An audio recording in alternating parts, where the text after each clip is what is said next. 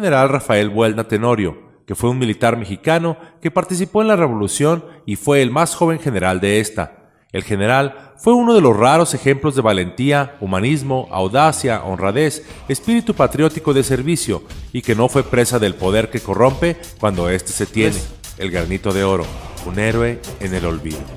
Le llamaban el granito de oro debido a su tez blanca y cabello rubio. Nace en el seno de una familia intelectual en el municipio de Mocorito, Sinaloa, de complexión delgada y baja estatura, muy dado a la poesía en verso y en prosa, así como a la crítica social. Fue expulsado del Colegio Civil de Rosales en el año de 1909 por participar en una demostración estudiantil en contra del candidato porfiriano. Desde muy pequeño mostró dotes de liderazgo y al estallar la revolución se une a esta, logrando a sus 20 años de edad convertirse en una de las figuras juveniles más influyentes de la revolución, nombrándosele general a esa corta edad. Como todos los miércoles nos encontramos en su programa Diálogos Ciudadanos. El día de hoy vamos a tocar el tema de un aniversario más del natalicio del general Rafael Buelna Tenorio, que es este pasado 23 de mayo. Y bueno, Horacio Bantes, ¿cómo estás? ¿Qué tal? Muy bien, muy buenas tardes. Muy buenas tardes. Ante todo hay que pensar en esta frase de Enrique Félix Castro para definir a Rafael Buelna Tenorio, parafraseándolo por supuesto, ¿no? Estamos hablando de un personaje que cruza la inmensidad del hombre con la inmensidad del pueblo, ¿no? Cuando se tiene intención de arcángel, ¿no? Entonces había un dicho muy, muy común, ¿no? Hay hombres que cruzan el pantano y no se manchan, ¿no? Mi plumaje es de esos. Había muchos políticos que decían esto y nosotros, cuando éramos irreverentes, un poquito más, decíamos, sí, pero el charco es de mierda. Entonces quedas bien hediondo. No me vengas con esa frase, ¿no? Que ya ves que cruzan el pantano y no. Aquí estamos hablando de otra frase, ¿no? Y estamos hablando de un hombre, ¿no? En su historia, desde su juventud, porque es considerado el general más joven de la Revolución Mexicana, de 1910. Ya para antes de 1910, Rafael Buelna Tenorio, nacido en Mocorito, Sinaloa, ya era un joven inquieto, ya era un joven crítico en lo que era el Colegio Civil Rosales. Él escribía para la prensa en Mazatlán, para varios periódicos, y creo que lo que más le impactó, ¿no?, de aquella época fue el asesinato de José C. Valadez, el periodista, ¿no? Fue considerado un crimen por parte de Cañedo, ¿no? Y bueno, estamos hablando de un personaje que se recuerda en la vida institucional, política institucional de Sinaloa, pero que quizás no se le ha hecho la justicia necesaria a partir de convertirlo en memoria colectiva, en memoria histórica, ¿no? Sí, él, como otros personajes de la historia, sobre todo de Sinaloa, pues no se les ha hecho justicia, ¿no? Mencionábamos el día de ayer una plática o una mesa que tuvimos en el Tianguis Cultural del Libro, ¿no?, ahí en la Plazuela Obregón. Algunos de estos personajes que han desaparecido, ¿no?, de la memoria colectiva cultural del sinaloense, como es Enrique Félix Castro, ¿no?, como es el licenciado Rodolfo Monjaraz Buelna, ¿no?, y otros personajes, Amparo Ochoa, ¿no?, etcétera. Particularmente de Rafael Buelna Tenorio, pues ciertamente se conoce poco. Hace algún tiempo, haciendo un viaje con la familia, me tocó ir al museo de Francisco Villa en Durango, ¿no?, y charlando ahí con una serie de personas que atienden el museo, ellos nos dicen, bueno, lo que pasa es que allá en Sinaloa ustedes tienen a un personaje muy distinguido de la Revolución Mexicana y no le han hecho justicia, ¿no?, a Rafael Buelna Tenorio, ¿no?, que combatió junto con nuestros generales. Ustedes deberían rescatarlo más, ¿no?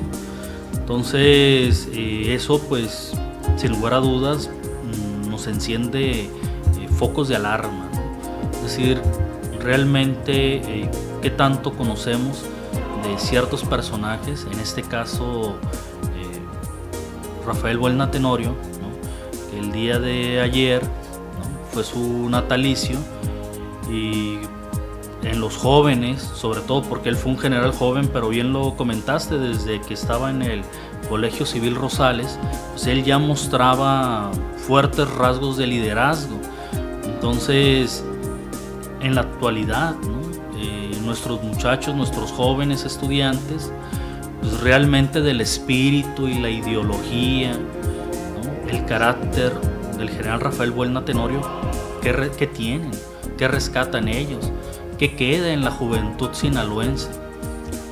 Bueno, yo creo que aquí hay que recordar las facetas de Buelna, ¿no? La faceta de Buelna como estudiante de Derecho del Colegio Civil Rosales, apoyando la campaña a la gubernatura de José Ferrell, periodista mazatleco, ¿no?, que escribía en el Correo de la Tarde, donde también Buelna era corresponsal y escribía algunas notas, hay testimonio de ello. Esa es la faceta de Buelna estudiante, ¿no? La faceta de Buelna hombre de ideas, hombre de lucha, que cuando los encierran durante la campaña de José Ferrell para que no apoyaran un mitin, Buelna rompe el candado de la universidad y sale junto con sus compañeros a la campaña a defender a José Ferrell, ¿no? Es la faceta de luchador social. Otra faceta como periodista, ¿no? Una faceta como escritor, como corresponsal, como periodista, una faceta más como general de la Revolución Mexicana, ¿no? Y dentro de la Revolución Mexicana, un idealista, ¿no? Alguien que primero, por el compromiso con Francisco I. Madero, él forma parte, ¿no?, del club antirreeleccionista que se constituyó en la ciudad de Mazatlán, del partido antirreeleccionista, ¿no?, que formó Francisco I. Madero cuando estuvo en este recorrido de campaña en 1909, ¿no?, para llegar a la candidatura a la presidencia, y que finalmente hay que recordar que hubo un fraude y que casualmente volvió a ganar don Porfirio Díaz, ¿no?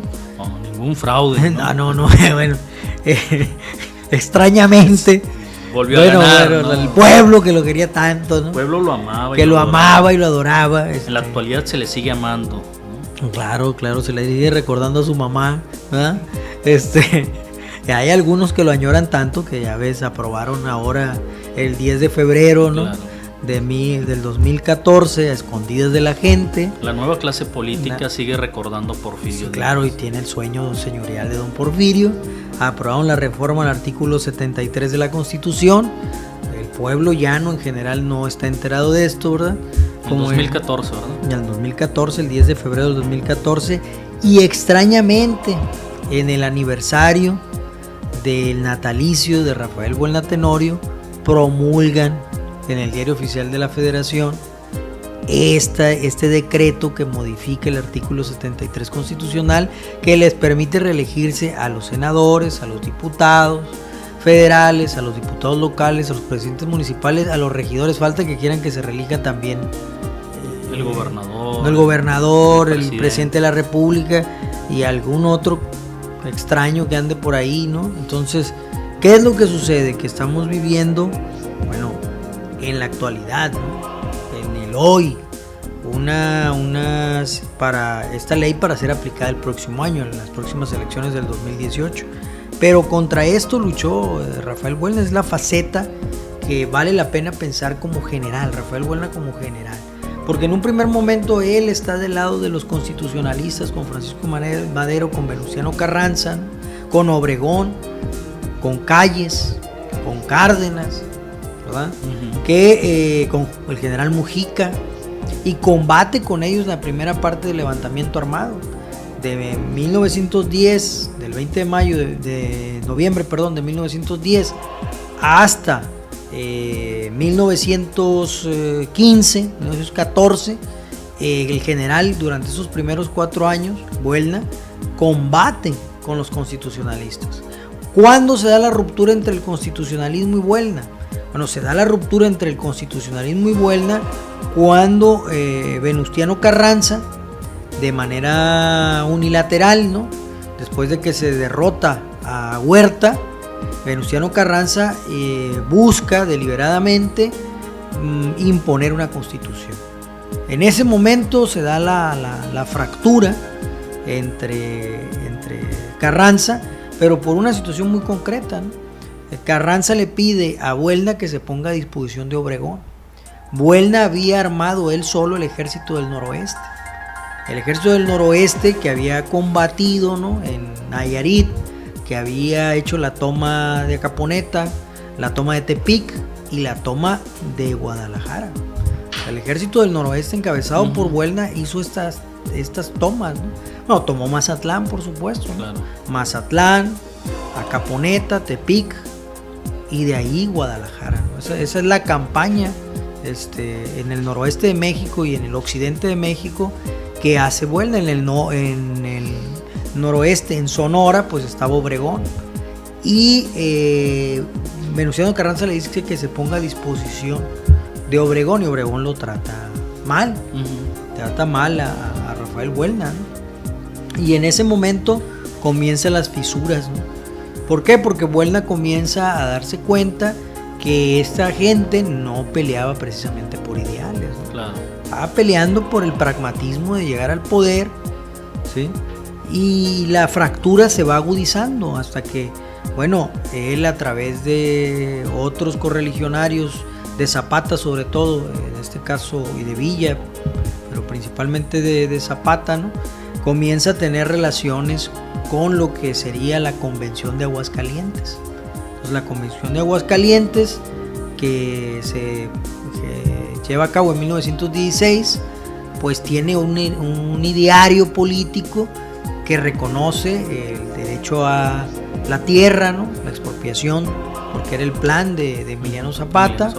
Reconoce las condiciones laborales porque era lo que exigía Flores Magón, ¿no?, que se mantenía distante, ¿no?, y entrando en combate únicamente en lo que es Baja California, lo que hoy es, bueno, antes se conocía como Baja California Norte, ¿verdad?, que ahora ya es Baja California, México.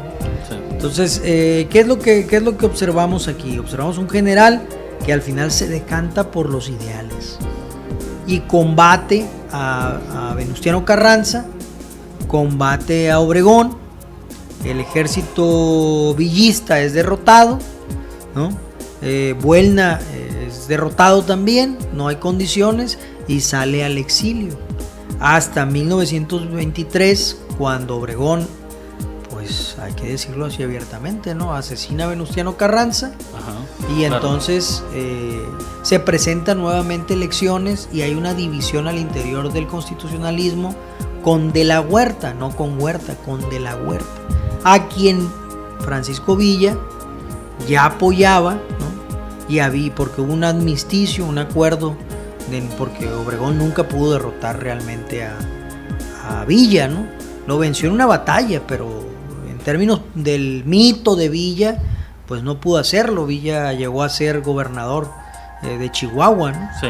Entonces, estamos hablando de un momento en donde las fuerzas se medían no solamente con las armas, sino también con el apoyo y los pertrechos que tenían en los pueblos de donde venían los generales, ¿no?, y quienes combatían. Aquí estaba Rafael Buelna, pero también estaba Felipe Bachomo en el norte del estado de Sinaloa.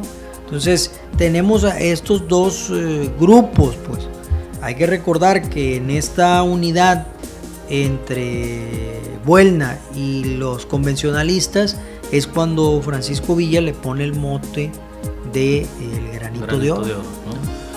Sí, es que hay una clara diferencia entre quienes eran políticos, incluso de la era porfirista, ¿no? En el caso de Venustiano Carranza, que fue diputado, ¿no?, y los luchadores sociales que realmente estaban buscando, pues, que se respetaran los acuerdos originales a los que habían llegado. Abolir la esclavitud. ¿No? Abolir la esclavitud, regresarles las tierras pues al pueblo, ¿no? Y bueno, pues esto no se logra, ¿no? Es decir, por eso se da este rompimiento. Había quienes querían, como en la actualidad, quienes quieren el poder por el simple hecho de tener el poder, ¿no? Y quienes tienen un compromiso social, ¿no? El compromiso social estaba de un lado y las ansias y las ganas de tener poder estaban del otro lado, ¿no? Tan es así que Obregón pues intenta reelegirse. No, Obregón se reelige. Bueno, Obregón se reelige, pero sí, Obregón. Vimos cómo terminó todo. Sí, Obregón se reelige, ¿no? Y de esta misma gama de políticos pues está Calles, ¿no? Ya sabemos también lo que hizo Calles, ¿no? En el Maximato, ¿no? Intentando controlar. Entonces son las ansias y las ganas de poder. Y en la actualidad pues esto lo vemos reflejado también con la clase política actual, ¿no? Es decir, ya no les basta con brincar de un puesto a otro puesto. Es decir, no, pues ahorita soy diputado local, antes de que termine mi mandato de 3 años, pues me retiro, ¿no? 5 o 6 meses antes para postularme como diputado federal, o dejo de ser diputado federal para presentarme como senador o como presidente municipal. Entonces, bueno, eso había, solamente había rotación, ¿no? Sí. Hasta este año que viene. Claro, porque ahora ya no les bastó eso, ¿no? Ahora, es decir, los senadores pueden reelegirse, ¿no? Y estar 12 años como senadores. Los diputados locales creo que hasta 4 veces, ¿no? Es decir, también, ¿no? 12 años. Entonces, hay un debate en este sentido de si ahora ser reeleccionista es ser progresista, ¿no? Porque así lo hacen en Estados Unidos, lo hacen en las grandes orbes, ¿no? Y dicen, no, pues es que en realidad aferrarse, como en América Latina, que están constituidas, bueno, estas constituciones republicanas en toda América Latina, que donde estaba tajantemente prohibida la reelección, ¿no? Y se han empezado a reformar, ¿no? Honduras, Paraguay, Argentina, México, ¿no? Se han empezado a desintegrar estas constituciones, las han modificado como han querido, ¿no? Porque el argumento es que, bueno, pues no hay que quedar encerrados en el pasado. Ahora lo progresista es ser reeleccionista, ¿no? ¿Qué nos puedes decir al respecto? Bueno, yo creo que en este caso pensaría muy a fondo, ¿no? Y con un espíritu muy buenista, ¿no? Realmente las condiciones de miseria de este país han cambiado con respecto a 1910. Realmente los 20 años, 30 ya de neoliberalismo han llevado a México a niveles de progreso que implique una conciencia política tal de que la impunidad no es lo que prevalece en la clase política. Yo creo que la respuesta es clara, ¿no? Aquí no es progresismo, no es progresista la reelección, aquí es porfirismo, aquí es neoliberalismo, aquí es conservadurismo. Aquí es mantener a una clase en el poder no pocas veces parasitaria, ¿no? Que no vive del trabajo, sino que vive de hurtar el erario público. Entonces, si perdemos de la perspectiva y sobre todo el antecedente de dónde viene la antirreelección, pues entonces también perdemos la conciencia histórica. Y aquí lamentablemente tenemos una sociedad, y ahí están las notas, ¿no? Que cada día más a nivel cotidiano se ve la esclavitud humana. Cada día más a nivel cotidiano se ve cómo se ha envilecido al pueblo de México a tal punto, e insisto en este concepto, que acepta la posibilidad de ponerle un grillete a otro. Bueno, hace un par de días, ¿no? Se rescató una muchacha que estaba en Puebla, que estaba por ser vendida, fue secuestrada y la iban a vender, ¿no? Pues están los casos de esclavitud sexual en Tlaxcala, ¿no? Están en la Ciudad de México, esclavitud en talleres mecánicos, claro. En planchadurías, ¿no? Sí, ¿no? las condiciones laborales cada vez van a peor, ¿no? Es decir, aquello que se ganó en la Constitución de 1917, que para su tiempo... Aún con los conservadores, con los conservadores de Venustiano Carranza. Sí, sí. Obviamente quienes impulsaron estos cambios a la propuesta de Carranza, ¿no? Bueno, pues fue la lucha, los liberales, ¿no? Los que realmente buscaban que se mejoraran las condiciones. Bueno, eso también en la Constitución, en la Ley Federal del Trabajo, pues se está tirando por la borda, ¿no? Es decir, la brecha entre el rico y el pobre en México cada vez está más grande, ¿no? Y más honda, más honda. Pero entonces, ¿cuál sería el papel de los jóvenes, de los estudiantes? Porque recordemos que justo, ¿no?, en el natalicio del general Rafael Buelna Tenorio, bueno, pues se festejan a los estudiantes. Sí, ahí hay dos versiones de por qué se festeja el Día del Estudiante. La primera es que el 23 de mayo de 1929 fue la fecha de mayor confrontación entre los estudiantes de la UNAM y la policía, que pedía su autonomía. Entonces el 23 de mayo se conmemora la autonomía de la UNAM. Esa es una versión, ¿no? Claro. Que es la versión de Guevara Niebla, en un libro que se llama Los movimientos estudiantiles en México. Los del, ¿no? Centro es lo que sostienen. Los del centro es lo que sostienen, ¿no? Hay otra versión, ¿no?, en donde es el general Lázaro Cárdenas quien en 1936 decreta el Día del Estudiante el 23 de mayo. Y lo decreta primero en el Instituto Politécnico Nacional, que estaba de recién conformación, de recién creación, recordando textual, llanamente, ¿no?, al general Rafael Buelna Tenorio como el símbolo de la juventud de México, ¿no?, por la convicción y el compromiso por los ideales, ¿no? ¿Por qué? Porque el 23 de mayo nace de 1891 el general Rafael Buelna Tenorio y muere el 13 de enero de 1924 combatiendo del lado de la Huerta en contra de Obregón en la toma de Morelia en Michoacán. Entonces en este marco, ¿no? Yo me quedo con la segunda versión. Sí, claro, y yo también, ¿no? Porque hay que recordar que a Cárdenas Buelna lo iba a fusilar, ¿no? Claro, bueno, esa es una antes anécdota de la toma muy de Morelia, interesante, ¿no? Como en la Revolución, bueno, estaba en una batalla, ¿no?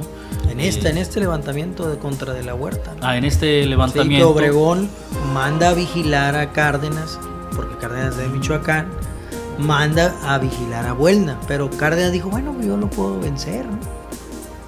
Y no. Entonces lo tuvo para fusilar, sí, ¿no? Rafael Buelna a Lázaro Cárdenas, también muy joven, ¿no? Muy joven. Y el general Mujica era amigo de ambos, ¿no?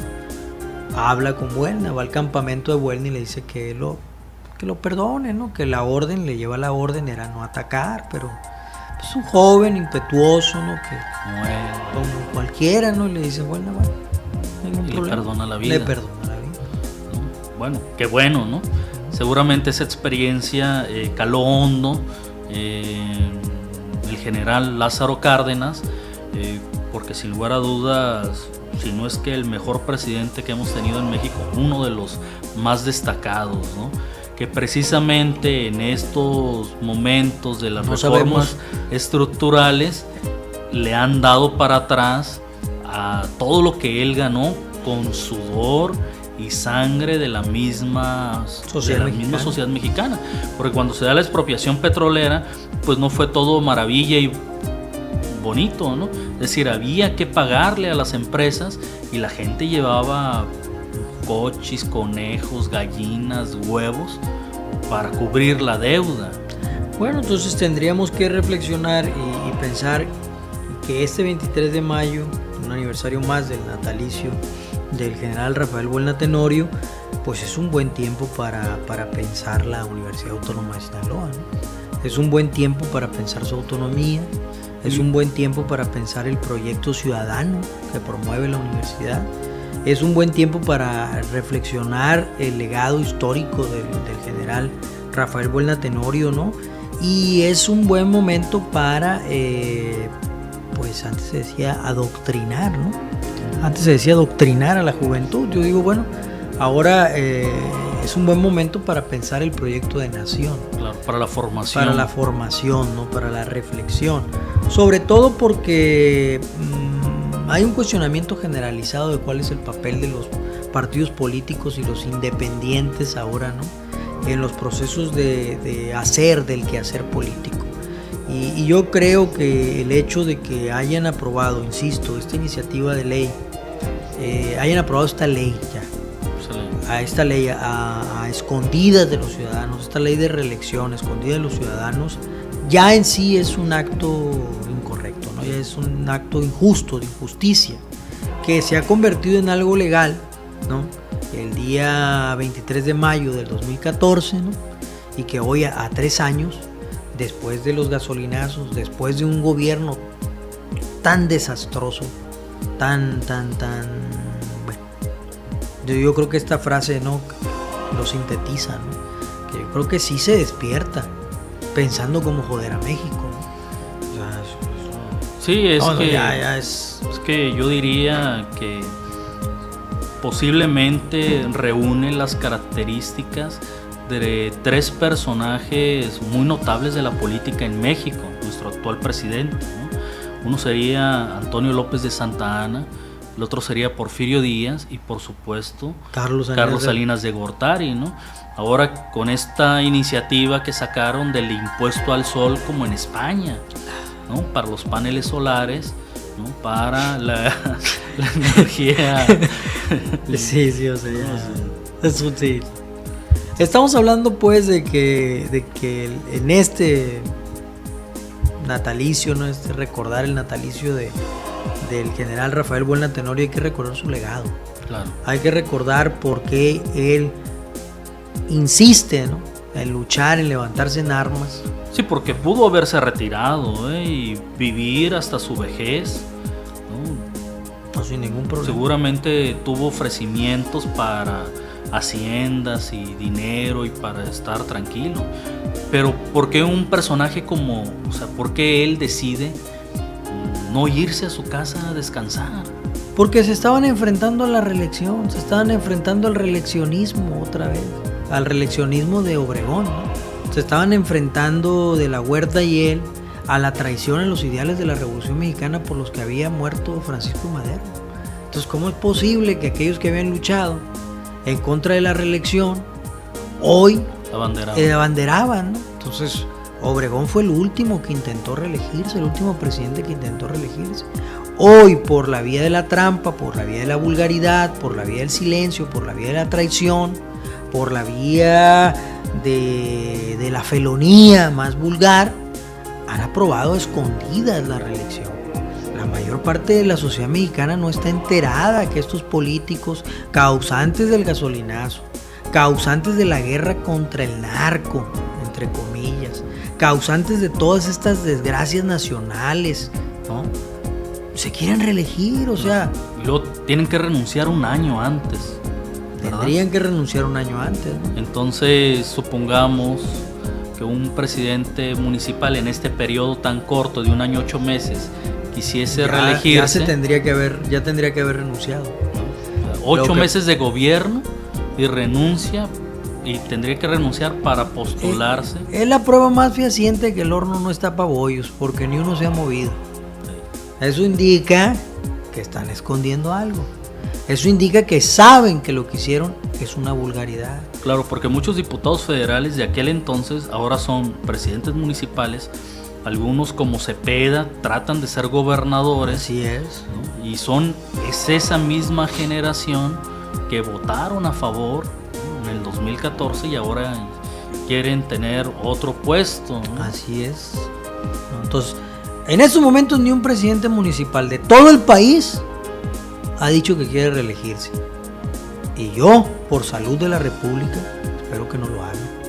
Y por salud de la República, ¿no?, como club antirreeleccionista, ¿no?, como maestros, como hombres de historia, hombre, pues como universitarios, como huelnistas, ¿no? Sí. Esperemos, ¿no?, que entiendan que nadie nos invitó a quedarse ahí. Además, nadie los quiere ahí. Claro. Nada más que termine su periodo y que se vayan. Se vayan a su casa, ¿no? Es todo, o sea, esa es la salud principal que la herencia que nos dejó tanto Francisco I. Madero como Rafael Buelna Tenorio. O sea, ser congruentes, consecuentes, ¿no? Antes tenían la rotación, ahora también quieren la reelección. Habría que pensar nuevamente en la frase, ¿no? De Enrique Félix Castro, el Guacho Félix, cuando dice mástil, norte y nivel de la juventud. Mástil, norte y nivel de la juventud. Así es la medida, ¿no? de Rafael Buelna, ¿no? Y bueno, almirante serás de nuestros sueños, ¿no? Mástil, norte y nivel de la juventud. Claro. Entonces, si no logramos darnos cuenta de esa expresión en este párrafo de un texto que se llama ¿Cuál juventud, cuál conciencia, cuál bandera?, donde él hace referencia al crisol universitario como el espacio donde se construyen y se forman estos hombres, ¿no?, de espíritu libre, pues entonces estaríamos menguando, ¿no?, las posibilidades reales, ¿no? Bueno, habría que rescatar, ¿no? Bueno, sí, yo soy al final de cuentas alguien creyente de la juventud, ¿no? Por más tirada a bombazos que la encontremos, ¿no? Empático, quemando salones o cosas de ese tipo. Yo creo al final. Así los hubiera querido yo ver ahora en las manifestaciones en contra del gasolinazo, así como estos 2 días, ¿no?, en las instalaciones de la universidad. Bueno, yo creo que en todo caso lo que podemos hacer es seguir hablando con los jóvenes, seguirles recordando, como dice Mario Benedetti, la historia de lo que fue, ¿no? Y de lo que, pues ellos no están obligados a seguir, ¿no? Pero sí están obligados a pensar un poco antes de actuar en términos de imprudencia, pudiéramos decir, ¿no? Hay que invitarlos a la reflexión. A la reflexión, al diálogo. Al no diálogo. Voy a ser yo quien va a decir las generaciones anteriores fueron mejores, ¿no? Yo no. No, cada generación tiene lo suyo, y ¿no?, tiene su reto. y tienen que defenderse por sí solos, ¿no? Sí, habría que estar presentes para que conozcan por lo menos a Buelna, ¿no? Claro. Y hay que preguntarles a cada uno de los jóvenes universitarios si piensan que Buelna es un premio que se da en la prepa, ¿no? Y es un premio que se le da a algunos universitarios ilustres, que hay que felicitarlos, ¿no? A todos ellos, ¿no? En especial, bueno, pues por supuesto a la directora de la editorial universitaria, ¿verdad? Claro. Que yo creo que es merecido ese premio, al doctor Milán, ¿no? Por supuesto. No quisiera dejar yo de mencionar a la doctora Conchita, ¿verdad? O a cualquier otro, o a cualquier otro compañero que haya sido ahí. No menciona más porque no tengo el gusto de conocerlos a todos, pero a esos 3 maestros que mencioné, bueno, yo considero que los conocemos bien. Sí. Entonces ahí va. Me sumo a las felicitaciones. Claro. Y bueno, para concluir, algo que mencionar. No, pues solamente que esperemos que los jóvenes no se crean esas etiquetas que les están tratando de... ¿Te refieres a los millennials y esas cosas? Sí, que no se las crean, ¿no? Los medios de comunicación que les están tratando de imponer esas características, esas etiquetas, que por sí solos, ¿no?, demuestren el compromiso, sobre todo social. Sí, hombre, me acuerdo cuando a los jóvenes del 90 en la huelga de la UNAM les decían la generación X. Sí. Hasta que en un concierto, la toma de la UNAM, los muchachos gritaron, tomen su generación X, ¿no? Luego dijeron la de generación Y, también se pitorrearon. Luego dijeron los ninis. Y los estudiantes gritaron, ninis, ustedes que ni trabajan ni estudian. Le dijeron políticos. A los políticos y diputados, ¿no? Y ahora esto de millennial, pues, o sea, está muy sencillo. O sea, los jóvenes, hombre, tienen esa capacidad de convertir una tragedia en una alegría con una velocidad tan grande, ¿no? Que claro. Yo creo que hay que dejarlos, que ellos sean los que se etiqueten, ¿no? Si alguna etiqueta vale, es la que ellos mismos se puedan poner. Sí, ellos mismos, ¿no? Y ya por último, bueno, pues agradecer al compañero Iván, que siempre nos está acompañando desde los controles. Saludos, ¿no? Y nos vemos el próximo miércoles aquí en su programa.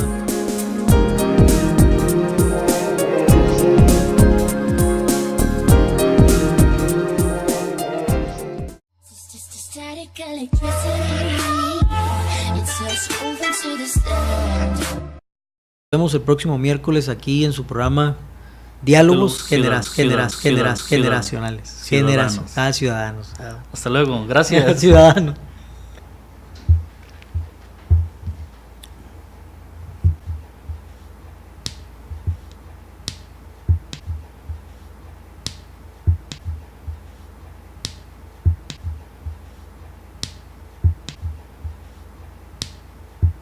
Hoy, como todos los miércoles, nos encontramos en su programa Diálogos generacionales.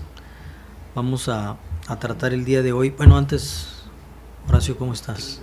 El nombre del programa es Diálogos Ciudadanos. Ah, Diálogos Ciudadanos. Inicia otra vez. De nuevo, perdón.